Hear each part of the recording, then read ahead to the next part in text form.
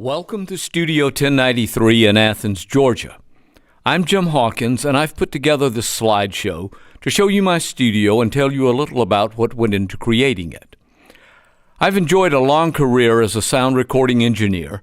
Some of the highlights include building the Capricorn Sound Studio in Macon, Georgia in 1968, and working with a lot of great musicians there, including the Allman Brothers Band, Wet Willie, Livingston Taylor, Alex Taylor, Jerry Swamp Dog Williams, Clarence Carter, Candy Staden, Irma Thomas, James Brown, and Otis Redding, and the list goes on.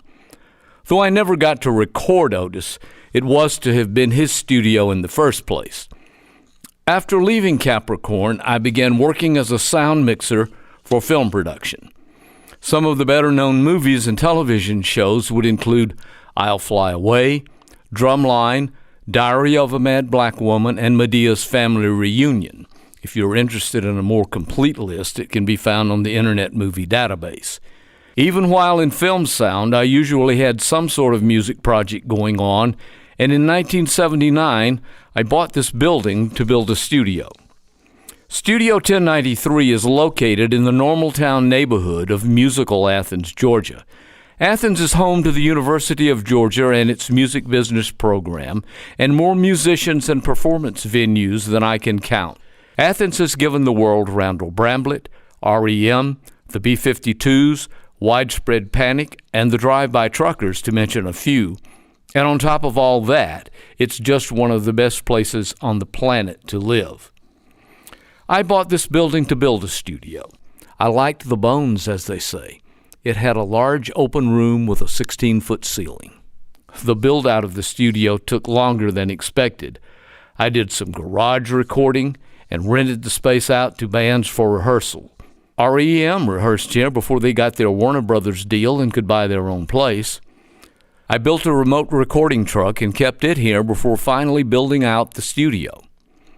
But in all those years, I had a lot of time to think about how I wanted to build it.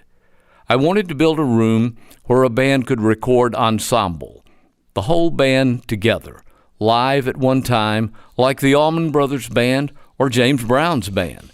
I had always felt these types of recordings had the best energy and feel.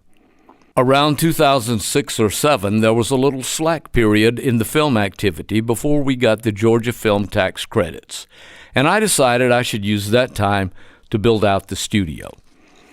First, I had to add a new garage, shop, and storage space behind the existing building. Then the studio build-out was ready to go. In all the years I had to consider how I wanted to build the studio, I had developed a pretty good idea of what I wanted to do. I knew in Athens I'd be recording a wide range of music: rock, jazz, classical, solo performers, and singer-songwriters. If you aren't familiar with Russ Berger and his design group, Google them. He's one of the world's foremost acousticians and studio designers. I'd known Russ loosely for about 30 years, and I decided to contact him to see how he'd feel about coming to Athens for a day and helping me work through the acoustical treatment for my room. His schedule was pretty tight, but he came a couple weeks later and spent a day with me. The problem with Russ was that he had a lot of really good ideas, and I guess my years of experience had taught me how to appreciate them. When the day was over, I decided I wanted to abandon the plan I had and let Russ design the whole thing, and that's what I did. There's a lot to be considered in the acoustical design of a recording studio. In the room, the reverberation time and the placement and distribution of carefully selected absorptive materials should allow you to get good instrument sounds, let the musicians hear what they're doing, and let you make a recording with good definition. Isolation from outside noise is very important too. You don't want to have to tell an artist that the magical vocal performance they just delivered was ruined by a motorcycle going down the street. And an inaudible heating and air conditioning system is essential. Nobody wants to have to turn off the heat or air to record. These are qualities that are not easy or inexpensive to retrofit into a warehouse space, and Studio 1093 is a purpose-built room. I was fortunate to have available to me some exceptional craftsmen to execute Russ's design. In particular, Dan Noonan, a musician and wood craftsman of extraordinary talent and dedication. His work turned out beautifully. We did things right.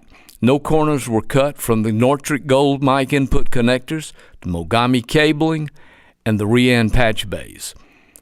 I have been accumulating microphones and outboard gear since the early 60s and have many items now considered to be vintage and collectible that I bought new.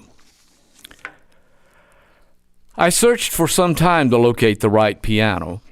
It's a Yamaha C5. We have a Hammond B3 and a Leslie 122. It all came together beautifully, and Russ's acoustical design has to be heard. As I look forward to my 77th birthday in less than a month, I know I've come to the point in life that I need to pass this place on to someone else, hopefully to someone who will appreciate all the work and love that has gone into it and will make good use of it. Studio 1093 is a boutique recording space that can work to picture and host live recording events. The room will accommodate 60-plus chairs, and I've been producing a live performance radio show here called Music on the Boulevard for our public radio station. It would also be ideal for an artist with a tour bus who would like a place they could rehearse, record, maintain their equipment, and live in a great town. If you would like to know more, please contact my realtor, Maria Gloria Cardarelli, with Coldwell Banker at area code 706-255-5522. Thanks for watching this, and please share it with anyone you think might be interested. I hope to hear from you.